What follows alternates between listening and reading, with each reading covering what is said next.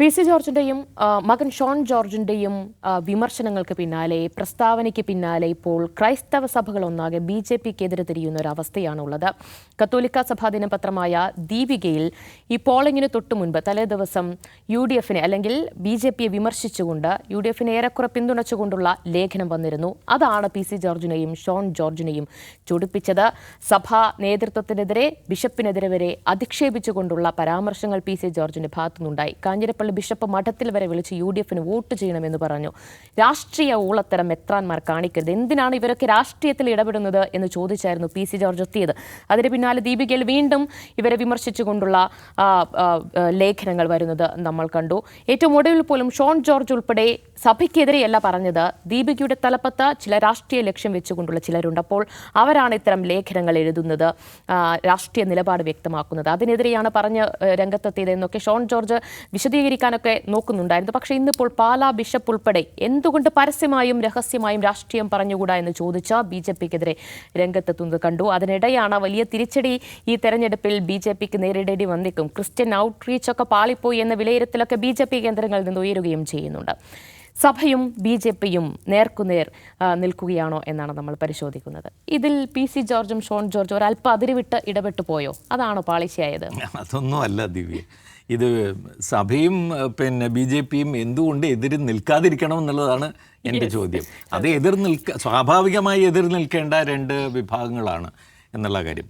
അത് ഇപ്പോൾ ഈ കാണുന്നതൊക്കെ ഒരു എന്താ പറയുക, ഒരു പാമ്പും കോണിയും ലെവലിലുള്ള ഒരു കളികളാണ്. അത് എപ്പോഴും എല്ലാ കാലത്തും നടന്നിട്ടുണ്ട്. സഭ ഒരു ചിലപ്പോഴൊക്കെ BJPയെ ഈ രീതിയിൽ അവരുടെ എക്സിസ്റ്റൻസിനെ വല്ലാതെ രീതിയിൽ ബാധിക്കുന്ന എന്തെങ്കിലും വരുന്നു എന്ന് കാണുമ്പോൾ FCRA എന്ന് വരുന്ന സമയത്ത് ഉടനെ ദീപിക വഴി ഇങ്ങനെയുള്ള സാധനങ്ങൾ അടിക്കുക.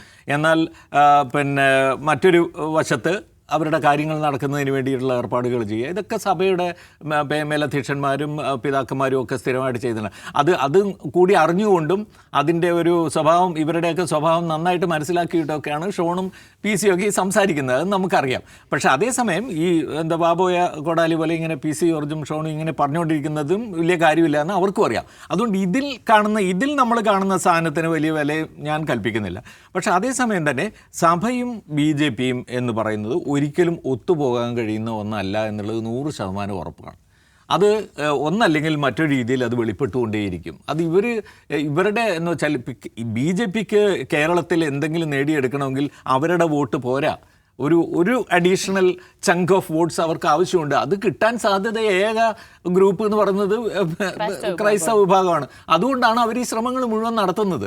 അല്ലാതെ വേറെ എവിടെ നിന്ന് കിട്ടാനേ അവർക്ക്.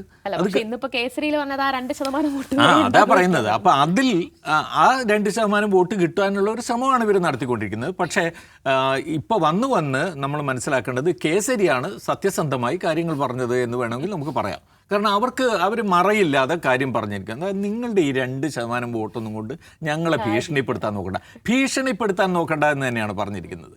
മനസ്സിലായോ? അപ്പോൾ അതുകൊണ്ട് അത് കയ്യിലിരിക്കുകയുള്ളൂ. നിങ്ങളെ പൂട്ടാൻ വേണ്ടി ചെയ്യേണ്ടത് എന്താ വെച്ചാൽ ഞങ്ങൾ ചെയ്യും. ഇപ്പോൾ FCRA എന്തിനാണ് കൊണ്ടുവരുന്നത്? FCRA കൊണ്ടുവരുന്നത് മതപരിവർത്തനം നടത്തുന്നതിൻ്റെ പേരിൽ സഭയുടെ സംഘടനകളെ പൂട്ടാൻ വേണ്ടി തന്നെയാണ്. അവരുടെ കീഴിലുള്ള ഈ NGOs എന്ന് പറയുന്ന അല്ലെങ്കിൽ ജീവകാരുണ്യ പ്രവർത്തനം നടത്തുന്ന സംഘങ്ങളെ പൂട്ടാൻ വേണ്ടി തന്നെയാണെന്ന് വ്യക്തമായി അതിനകത്ത് പറഞ്ഞിട്ടുണ്ട്. അപ്പോൾ അതിൽ പറയുന്ന കാര്യങ്ങൾ എന്താണ്? ഒന്ന്, മതപരിവർത്തനം രാജ്യത്തും ലോകത്തും ഏറ്റവും കൂടുതൽ നടത്തിക്കൊണ്ടിരിക്കുന്ന മലയാളികളായ പുരോഹിതരും കന്യാസ്ത്രീകളുമാണ്. 12,000-ഓളം പുരോഹിതന്മാരും കണക്കൊക്കെ ഉണ്ട്. 20,000-ഓളം കന്യാസ്ത്രീകളും ലോകമെമ്പാടും ഇതൊന്നും ചെയ്തുകൊണ്ടിരിക്കുകയാണെന്നാണ് ഇവർ പറയുന്നത്. കത്തോലിക്ക പുരോഹിതരും കന്യാസ്ത്രീകളും അങ്ങനെ ചെയ്യുന്നുണ്ടെന്ന് പറയുന്നത് നമുക്ക് ബാക്കി ചില വിഭാഗങ്ങളൊക്കെ ഒരുപക്ഷെ വേറെ ഏതെങ്കിലും തരത്തിലുള്ള പ്രവർത്തനങ്ങൾ നടത്തുന്നുണ്ട്. ഇതൊരിക്കലും നമുക്ക് മനസ്സിലാക്കാൻ പ്രയാസമുള്ള കാര്യമാണ്. അപ്പോൾ അത് നടത്തിക്കൊണ്ടിരിക്കുന്നു. അപ്പോൾ അതിനെതിരായിട്ട് തന്നെയാണ് ഞങ്ങൾ ഈ ചെയ്തിരിക്കുന്നത് എന്ന് വ്യക്തമായിട്ട് അതിനകത്ത് പറഞ്ഞിരിക്കുന്നു. എന്നാലോ അത് ഏത് തരത്തിലുള്ളതാണെന്ന് അവർ പറയുന്നു. ഈ പ്രചാരണം എന്ന് പറയുന്ന അല്ലെങ്കിൽ മതപരിവർത്തനത്തിന് വേണ്ടിയുള്ള പ്രവർത്തനം എന്ന് പറയുന്നത് നിങ്ങൾ വരൂ ഞങ്ങളുടെ മതത്തിലേക്ക് ചേരൂ എന്ന് പറഞ്ഞു പോകുന്നതല്ല. ജീവകാരുണ്യ പ്രവർത്തനം, സേവന പ്രവർത്തനം എന്ന പേരിലാണ് ഈ മതപരിവർത്തനം നടത്തുന്നത് എന്ന് വ്യക്തമായി പറയുന്നു. അതായത് സേവന പ്രവർത്തനങ്ങൾ എന്ന് പറയുന്നത് ഇനി ഇവിടെ വേണ്ട, അതാണ് നമ്മളുടെയും പ്രശ്നം എന്നുള്ളതാണ് അവർ വ്യക്തമാക്കുന്നത്. മദർ തെരേസ മുതൽ ദയാഭായി വരെയുള്ള ആളുകൾ ഈ സേവന പ്രവർത്തനത്തിൻ്റെ പേരിൽ മതപരിവർത്തനമാണ് നടത്തുന്നത് എന്നാണ് ആ പിന്നെ കേസരിയിൽ എഴുതി വെച്ചിരിക്കുന്നത്. ഈ പിതാക്കന്മാരൊക്കെ ഒന്ന് വായിച്ചു നോക്കട്ടെ. ഈ പിതാക്കന്മാരും പിന്നെ അവന് ബന്ധപ്പെട്ട ആര് PC ജോർജും എന്തെങ്കിലും തരത്തിലുള്ള പിന്നെ ഇതുണ്ടെങ്കിൽ PC ജോർജും ഷോണും ഒക്കെ അത് കാണട്ടെ.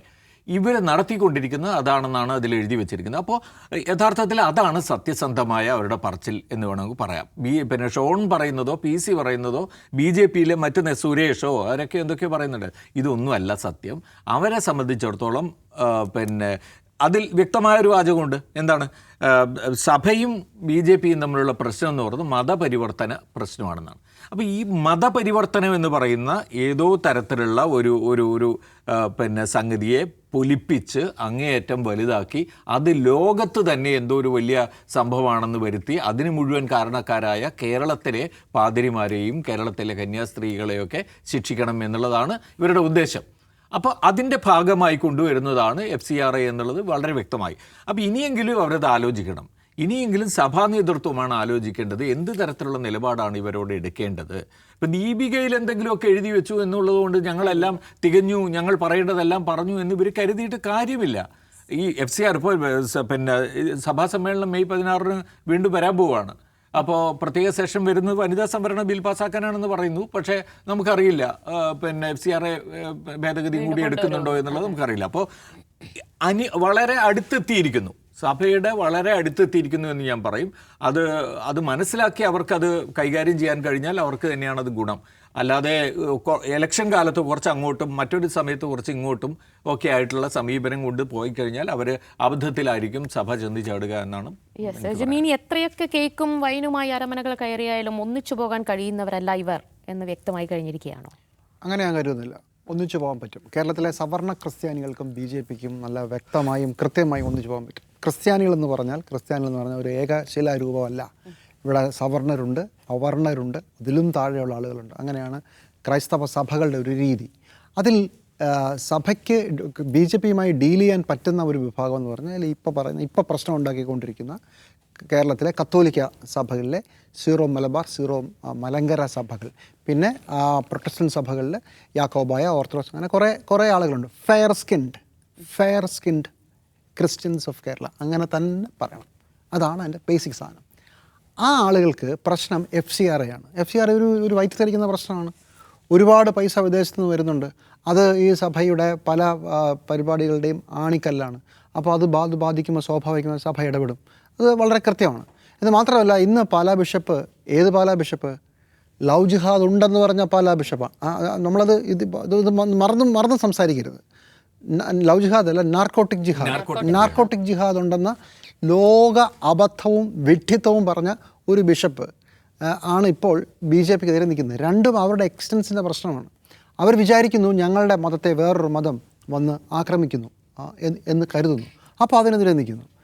BJP FCRAയുമായി വരുന്നത് ഞങ്ങളെ തകർക്കാനാണ് നിങ്ങൾ. അപ്പോൾ അതിനെ എതിർക്കുന്നു. ഇത് സ്വാഭാവികമായും വർഗ്ഗ സ്വഭാവമാണ്. ഞങ്ങളെ തല്ലാൻ വരുമ്പോൾ ഞങ്ങൾ തടുക്കും, അത്രേ ഉള്ളൂ. എന്ന് മാത്രമല്ല, പാലാ ബിഷപ്പ് ഇന്ന് കൃത്യമായി പറഞ്ഞു, ഞങ്ങൾക്ക് പരസ്യമായും രഹസ്യമായും രാഷ്ട്രീയം പറയാനുള്ള അവകാശമുണ്ട്. കറക്റ്റ്, അത് അങ്ങനെ തന്നെ നിൽക്കട്ടെ, അങ്ങനെ തന്നെ പറയട്ടെ. അതുകൊണ്ടാണ് PC ജോർജും പറഞ്ഞത്. PC ജോർജ് പറഞ്ഞെന്താ? PC ജോർജ് പറഞ്ഞത് പരസ്യമായിട്ട് പറഞ്ഞാൽ ഓക്കെ, ഇനി നമുക്ക് രാഷ്ട്രീയം സംസാരിക്കും. നിങ്ങൾ പൊളിറ്റിക്സ് പറയാം, ഞങ്ങളും പൊളിറ്റിക്സ് പറയും. അത് നല്ലതാണ്. രഹസ്യമായി നിങ്ങൾ അരമനയിൽ വിളിച്ച് പറഞ്ഞാൽ ശരിയായില്ല എന്നുള്ളതാണ് PC ജോർജിൻ്റെ ഇനീഷ്യൽ കമൻറ്റ്. ആ വിഷയത്തിൽ ഊന്നി നിന്നാൽ രഹസ്യമായി പറയരുത്, പരസ്യമായി പറഞ്ഞാൽ കുഴപ്പമില്ല എന്നാണ് PCയും പറയുന്നത്. സഭ പറയുന്നത് ഞങ്ങൾ രാഷ്ട്രീയം പറയും. അപ്പം നമുക്കിനി രാഷ്ട്രീയം പറയാം. സഭ ഇതിനു മുമ്പ് രാഷ്ട്രീയം പറഞ്ഞിട്ടില്ലേ? സഭ ഇതിനു മുമ്പ് കൃത്യമായ രാഷ്ട്രീയം പറഞ്ഞിട്ടുണ്ട്. അങ്ങനെ രാഷ്ട്രീയം ഡീൽ ചെയ്ത് തന്നെയാണ് കേരളത്തിലെ കത്തോലിക്ക സഭകളും മറ്റ് സഭകളെല്ലാം മുമ്പോട്ട് പോയിട്ടുള്ളത്. അത് ഒരു വഴിക്ക് നടക്കും. പിന്നെ കേസരിയിലെ ലേഖനം, ഇവന്മാർ മതപരിവർത്തനം നടത്തുന്ന ദ്രോഹികളാണ്. മലയാളി അച്ഛന്മാരാണ് ലോകം മുഴുവൻ പോയിട്ട്, അല്ലെങ്കിൽ കന്യാസ്ത്രീകളും അച്ഛന്മാരാണ് ലോകം മുഴുവൻ പോയി മതപരിവർത്തനം നടത്തുന്നത്. എൻ്റെ വിഷയം, മതപരിവർത്തനം നടത്തിയ എന്താ കുഴപ്പം? എനിക്ക് രാവിലെ ക്രിസ്ത്യാനിയും ഉച്ചയ്ക്ക് ഹിന്ദുവും വൈകുന്നേരം സിഖും പിന്നൊരു സമയത്ത് മുസ്ലിമും ഒക്കെ ആകാനുള്ള അത് എൻ്റെ അവകാശമാണ്. അത് എൻ്റെ സ്വാതന്ത്ര്യമാണ്. മതം മാറ്റം എൻ്റെ അവകാശമാണ്. എൻ്റെ വിശ്വാസം അത് രാഷ്ട്രീയമായാലും മതപരമായാലും അത് മറ്റൊരാൾക്ക് മറ്റൊരാളോട് പറയുക, അയാളെ അതിൻ്റെ സ്വാധീനത്തിൽപ്പെടുത്തുക, അതിലെ പൊളിറ്റിക്സ് ചെയ്യുന്നത്. ഇതിനെന്താ പ്രശ്നം? ഇതിൽ ആർക്ക തർക്കം? അതൊരു പൗരൻ്റെ മൗലിക അവകാശമാണ്. അത് അംഗീകരിക്കാതെയുള്ള ഒരു ചർച്ചയ്ക്കും പ്രസക്തിയില്ല. അല്ലാതെ ഞങ്ങൾ ആ ടൈപ്പല്ല, വേറെ ആരോ ആണ് എന്ന് പറയുന്നതിന് അതൊരു വലിയ കെണിയുണ്ട്. അത് BJPയുടെയും RSSൻ്റെയും വാദം അംഗീകരിച്ചു കൊടുക്കലാണ്. ശരിയാണ്, കേരളത്തിലെ സവർണ ക്രിസ്ത്യാനികൾ ഇപ്പോൾ ഈ പണി ചെയ്യുന്നില്ല, അച്ഛന്മാരും കന്യാസ്ത്രീകളും ഇപ്പോൾ ആ പണി ചെയ്യുന്നില്ല. പക്ഷേ കേരളത്തിലെ പെന്തിക്കോസ്ത് സഭകൾ അത് അടിസ്ഥാനപരമായി ദളിതരാണ്, OBC വിഭാഗത്തിൽപ്പെടുന്നവരാണ്.